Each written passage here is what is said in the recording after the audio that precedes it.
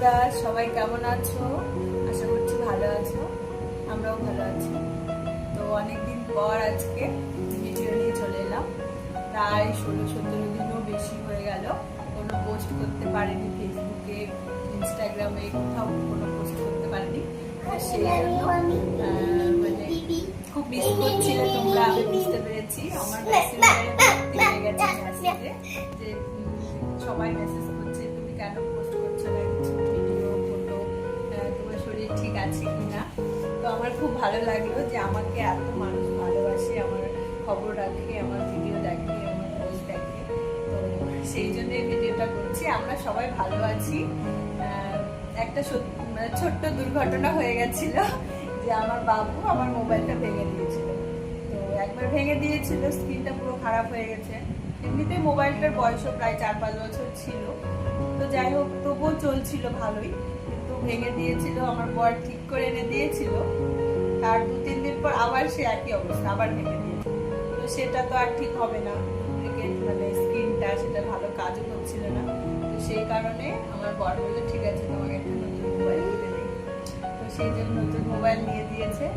তো মোবাইলটা পেয়েছি ভালো কথা, জন্মাষ্টমীর দিন হাতে পেলাম, কিন্তু তার মধ্যে আরেকটা প্রবলেম হয়ে গেছিল। আমার সিম কার্ডটা হারিয়ে গেছিল, মানে ওই সিমের নাম্বার সব জায়গায় দেওয়া ছিল, প্লাস ওই সিমে আমার ফেসবুক থেকে শুরু করে হোয়াটসঅ্যাপ সবকিছুই ছিল ওই নাম্বারে। সেই সিম কার্ডটাও হারিয়ে গেছিল, এত মানে খারাপ লাগছিল কি বলবো।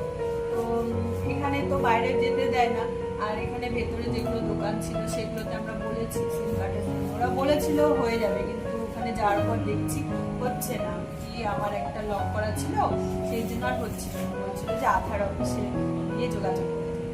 তারপর তো খুব মন খারাপ, মানে ওই মোবাইল সিমটা হারিয়ে গেল, নতুন ফোন আসলো, একটা আনন্দের খবর, কিন্তু তখনও মন খারাপ, সিমটা হারিয়ে গেল, এতদিনের সিম আমার, আবার কত অনেক ঝামেলা করতে হবে। আর সব থেকে বড় কথা, বাইরে গিয়ে ওটা আবার ঠিক করতে হবে, এখান থেকে বাইরে যাওয়ার পারমিশন নেই। তো অনেক রকম প্রবলেম, খুব মন খারাপই ছিলাম। তারপর গতকাল রাত্রিবেলা আমরা যখন ঘর গোছাচ্ছিলাম তখন হঠাৎ আমি মানে ঠাকুরকে খুব ডাকছিলাম, ঠাকুর যেন আমার সিমটা পেয়ে যায়। মানে অনেকভাবেই কান্নাকাটি করছিলাম, মনে মনে খুব খারাপ লাগছিল।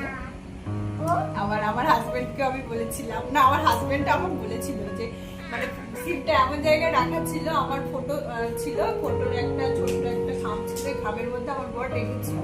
আমি বলেছিলাম আমার মোবাইলটা তো ভেঙে গেছে, সিমটা তোমার মোবাইলে রেখো, আর আমি কিছু অর্ডার করেছিলাম, অর্ডার করে আসলে তাহলে ব্যাক হয়ে যাবে। ও কি করেছে, সিমটা না লাগিয়ে